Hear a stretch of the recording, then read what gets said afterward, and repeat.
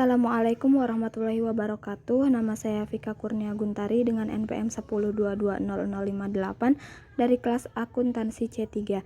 Di sini saya akan menjelaskan sedikit tentang Rasul guna memenuhi tugas ujian tengah semester mata kuliah Pendidikan Agama 6.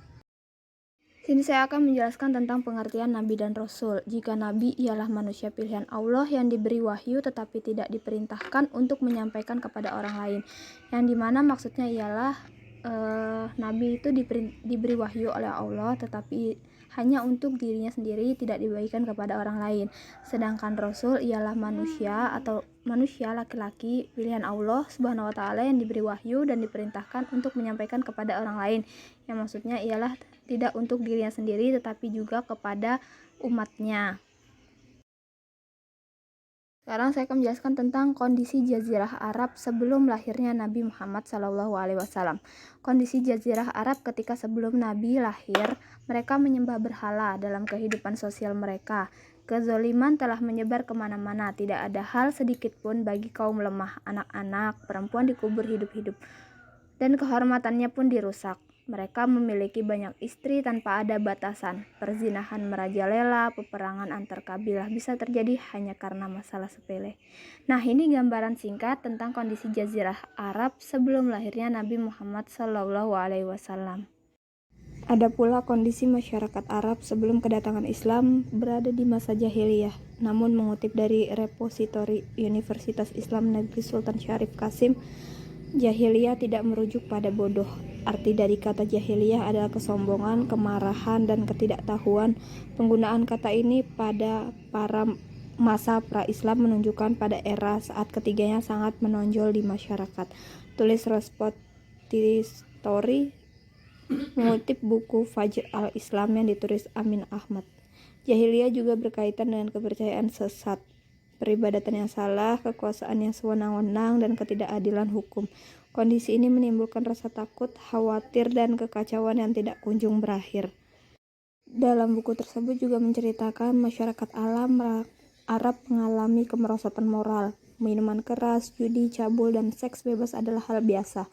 Kaum wanita diperlakukan seperti barang bergerak yang dapat dijual atau dibeli. Para penyair menendangkan keburukan moral dengan penuh kebanggaan. Jika ada yang meninggal, maka anak mewarisi ibu tiri dan barang lainnya.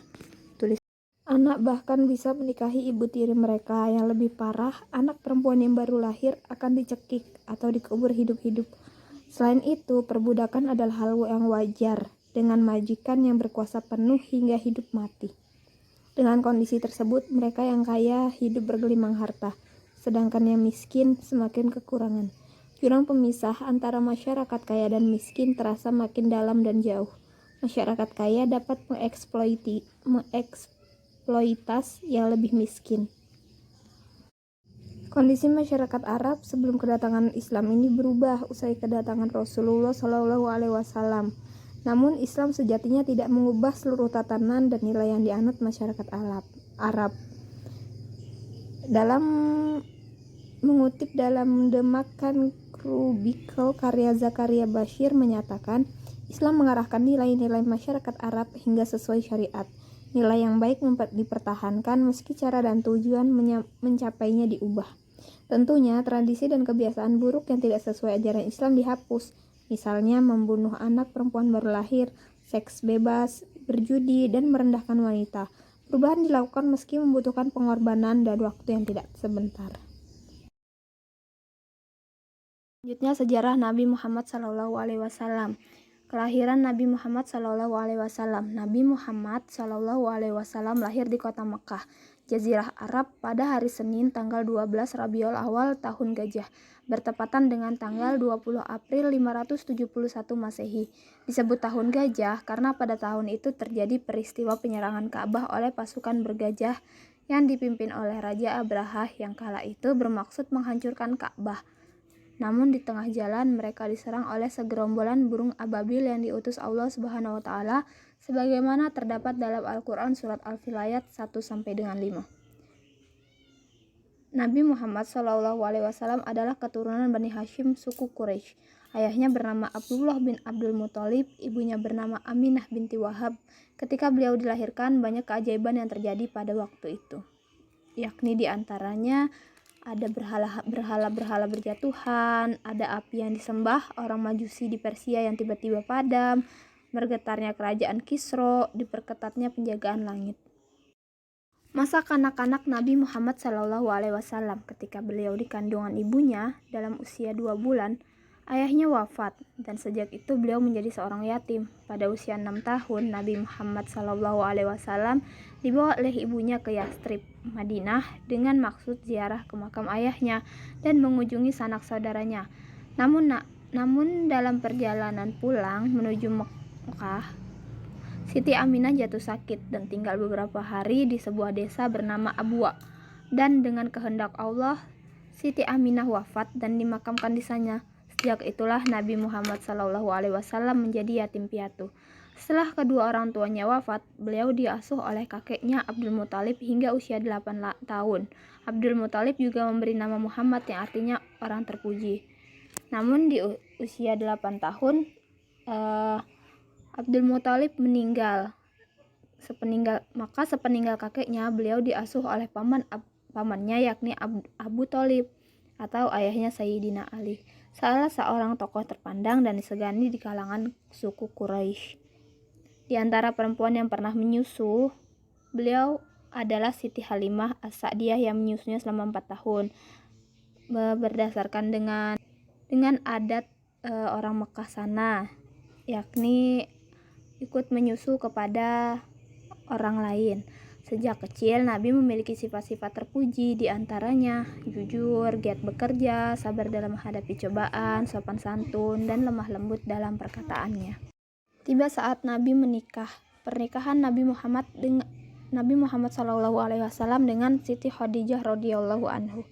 Pada usia 25 tahun, beliau menikah dengan Siti Khadijah binti Khuwailid, seorang janda kaya raya yang berakhlak mulia dan berhati dermawan. Dari pernikahannya, maka lahirlah 3 orang putra, yakni diberi nama Al-Qasim, Abdullah, dan Thayyib, serta 4 orang putri yang bernama Zainab, Ruqayyah, Ummu Kulsum, dan Fatimah. Saat beliau sudah dewasa, yakni pada umur 40 tahun, beliau diangkat menjadi rasul. Beliau diangkat menjadi rasul dengan turunnya wahyu pertama yang disampaikan oleh malaikat Jibril alaihissalam ketika beliau sedang berkhalwat di Gua Hira yang berada di Jabal Nur. Adapun wahyu yang pertama diturunkan yaitu surat Al-Alaq ayat 1 sampai dengan 5. Kemudian Rasulullah SAW berdakwah secara sembunyi-sembunyi selama 3 tahun, dan hal ini tentu disambut baik oleh sahabat dan para keluarganya. Mereka yang paling awal beriman dan memeluk Islam disebut As-Sabiqunal Awwalun, yang berjumlah 30 orang, diantaranya Siti Khadijah binti Khuwailid dari golongan wanita, Abu Bakar bin Abi Quhafah dari golongan laki-laki, Ali bin Abi Thalib dari golongan anak-anak, dan Zaid bin Haris dari golongan hamba sahaya, dan disusul oleh sahabat-sahabat beliau yang lain.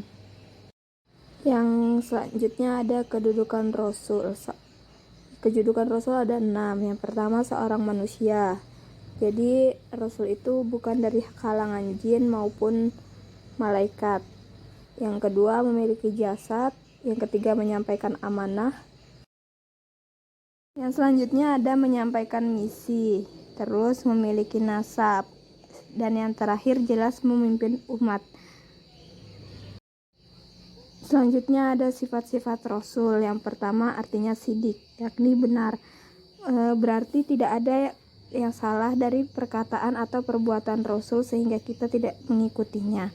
Yang kedua amanah, yang artinya terpercaya, yang artinya Rasul tentunya tak mungkin berkhianat kepada perintah Allah Subhanahu wa Ta'ala, dan Rasul tidak mungkin memiliki sifat lawannya, yakni khianat, yang artinya ingkar janji. Selanjutnya ada sifat tabligh, yang artinya menyampaikan. Selanjutnya ada sifat fatonah bagi Rasul tidak ada yang artinya sifat wahyu yang harus dimiliki oleh Allah, baik yang perintah artinya ataupun harus larangan. dimiliki oleh Rasul. Itu tidak ada yang Karena mereka disembunyikan harus mampu memberikan kepada argumen, Rasul, pendapat, pada serta umatnya, komunikasi yang tidak ada baik dalam disembunyikan berdakwah maupun mengajak ditutup-tutupi. umatnya ke jalan yang benar.